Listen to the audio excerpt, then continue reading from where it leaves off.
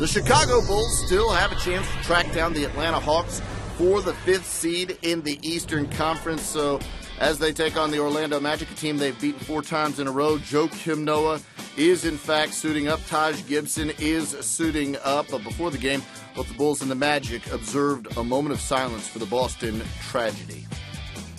We pick up game action. Tobias Harris in the post passes to a cutting Nikola Vucevic for the layup. He had 14 points and 11 rebounds at the half.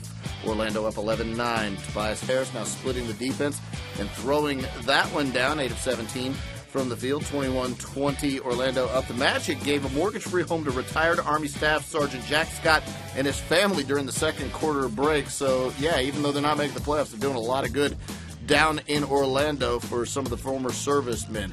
How about some service down low for Carlos Boozer with the lay in there, 11 of 15 from the field. Chicago up 31-30. Then Mo Harkless driving past the defense, getting the big jam, 6 of 12 from the field. Chicago, though, up by a pair, 35-33. Jimmy Butler driving and passing outside to Luol Deng, wide open for 3. He had 14 points in the first half. At the break, Chicago led it by a dozen, 49-37. Third quarter action. Carlos Boozer passing to Luol Deng, who gets it back to Carlos Boozer for the lay-in.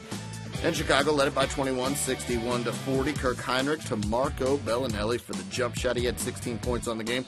Chicago now by 22, 65-43. Boozer passing to Marco Bellinelli for the lay, and he had 14 points in the third quarter alone, 72-48. Chicago up by 24, and finally, it's Carlos Boozer just cruising through and getting the jam.